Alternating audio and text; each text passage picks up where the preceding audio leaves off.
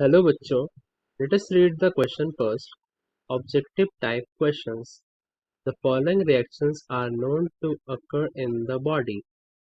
CO2 plus H2O in equilibrium with H2CO3 and that is further in equilibrium with H plus and HCO3 minus. If CO2 escapes from the system,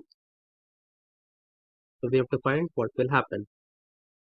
तो अगर हम इस question के की concept की बात करें तो ये क्वेश्चन बिलोंग करेगा आपका डी शैटलियर प्रिंसिपल से। तो पहले समझते हैं कि होता क्या है ये। तो ये इसे हम डिफाइन कर सकते हैं कि if a system is in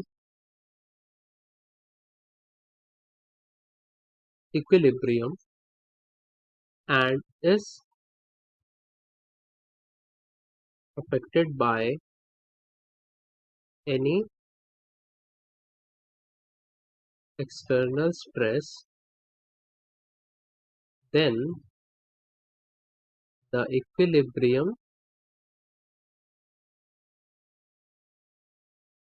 will shift in that direction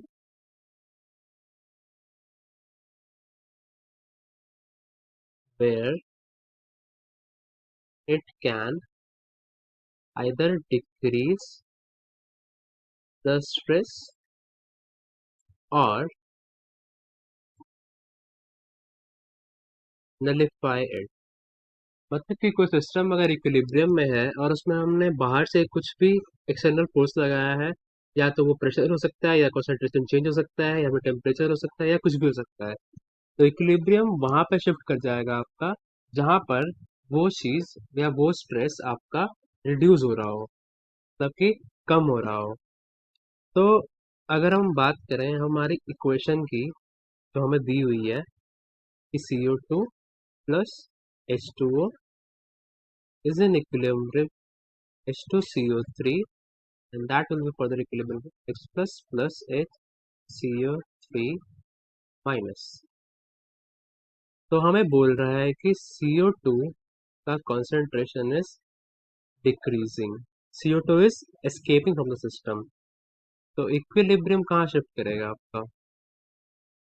equilibrium will shift where CO2 का concentration बढ़ जाए, मतलब कि बैकवर्ड, यानी कि on the reactant side, that is left side.